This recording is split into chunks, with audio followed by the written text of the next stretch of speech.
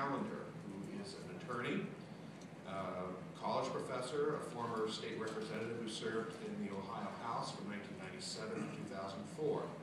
He represented a predominantly Democratic area despite being Republican, with a very strong libertarian streak. With his leadership, Ohio was able to greatly expand school choice. He was term limited out of office and currently serves as a professor of public policy at Kent State University. He and his family live in Lake County, Ohio, in the Cleveland metropolitan area. My name is Jamie Callender. I had the privilege of representing the eastern suburbs of Cleveland, Ohio in the state legislature for 8 years, the most you could do under term limit. I cared about the fact that our schools in Cleveland were some of the worst in the nation. And the response had been simply to dump more money. Take more money from us to send them to something that's failing. What a stupid idea. They sent me a campaign manager that they paid for. And his first advice to me was, Jamie, you can't, and I'm sure you candidates have heard this, don't talk about the issues. Equivocate.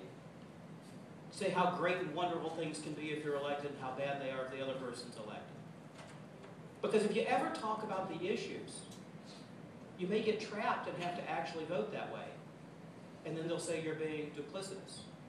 But no, I think I can manage to vote the way I believe fairly regularly. You know, oh no, you don't want to do that. They literally hired a babysitter to go with me to make sure I didn't talk about the issues, and they kept quitting because I wouldn't listen.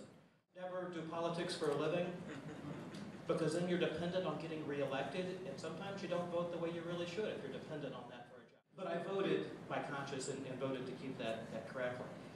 So my point is, they spent over $1 million over 4 years trying to knock me out. Both parties, my own and the other way. Don't budge. Don't treat it as a career. One that I did that I'm most proud of was some regulatory reform bill. A regulatory reform bill. It was very obscure. It didn't get any media attention. Thus, it didn't help me get reelected in and of itself. But it forced every administrative agency. Now, mind you, we had a Republican governor at the time, and he wasn't real happy that I was holding him accountable.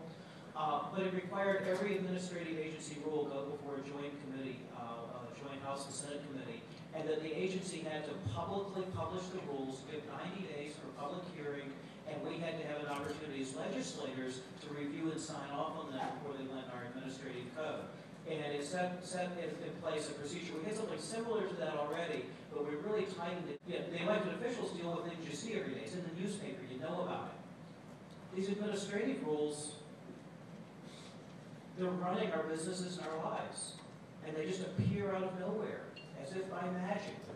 Some bureaucrat wanted them there. So to force them to go through this process, I think, is the thing I'm most proud of.